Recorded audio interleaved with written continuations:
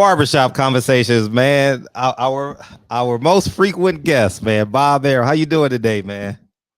Good, good. It's a beautiful day in LA and getting ready to go to Tulsa tomorrow. Okay. And before we jump into matters at hand, you got a fight this weekend, a rematch. Yes, yeah. The rematch, Maloney against Franco. Maloney cut Franco with a punch. The referee said it was a headbutt. They examined the video. There was no headbutt, but in any event, they wouldn't reverse it. So Franco was still the champion because the fight ended in effect in a draw. And now they're back and going to fight for real. And Franco upset Maloney to take the title from him. Mm-hmm. And let's see if Maloney can take it back. Now, I got to ask, because you were upset about this fight because it cost you money. Is this a profitable fight for you, or is it just obligations? It didn't cost me. Who said I was upset because it cost me money? That's not true. Oh, because you said you had to do the rematch again because you thought. Yeah, but again, that's part of our ESPN program. Okay. So it doesn't cost me any money. Okay. And Earl Spence. And that was a tragedy. Yes. I mean, I really feel I hate when a fight gets canceled like that because of an injury. Mm-hmm. And it's happened to me, a number of times. Mm-hmm. And I know how the people at PBC must be feeling, right? Because they can't be happy campers. But it is what it is. Mm-hmm. We're not promoting football games where if a guy gets sick or gets hurt, the game goes on. Mm-hmm. This is a one-on-one sport. Mm-hmm. Guy gets sick, guy gets hurt, the fight's off. I also see like they got hit the following week with David Benavidez testing positive for COVID. Right. So what's the solution in all that? Ugas stepped up. There is no solution, for Christ's sake. Right. It is what it is. Mm-hmm. It is what it is.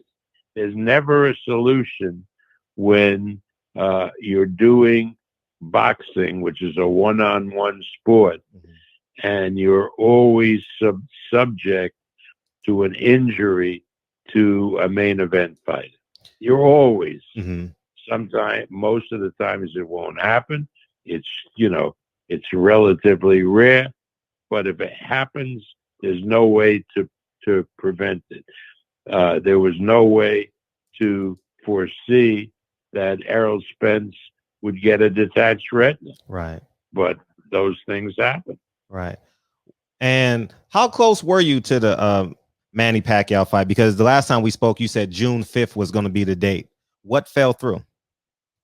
We were contacted by people in Abu Dhabi. Mm-hmm. They were putting up the money for the fight. They contacted Manny, and then they contacted us, and we were going to run it for them and obtain the services of Crawford.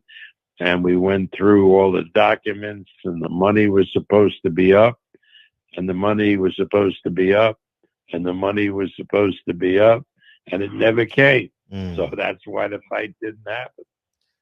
Why is because I remember you complained in the past about where's the money in that part of the country, but Eddie Hearn seems to find the money. How come he found it? Eddie Hearn found it once. Uh-huh. And one thing we know about Saudi, and Saudi is different from Abu Dhabi, and Abu Dhabi is different from Qatar. They're all different, and they all have different people in charge. Mm-hmm. And the one thing we know they have is money, because they all have petrodollars. Mm. They make enormous amounts of money selling oil.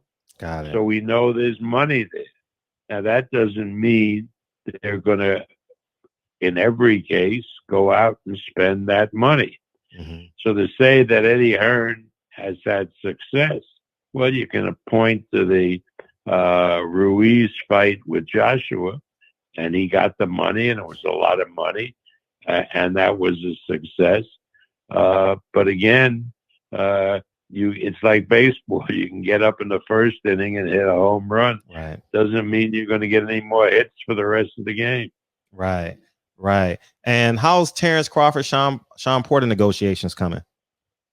Well, I hope, I mean, obviously PBC has been otherwise engaged with Spence and now with David Benavides.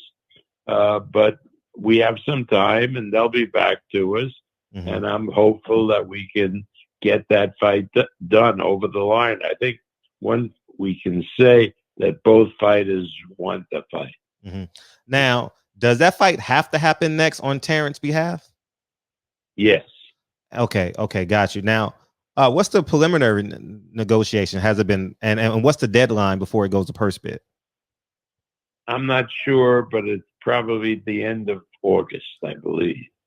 By the end of August, if we can't make the deal, then they give us 10 days to go to purse bid.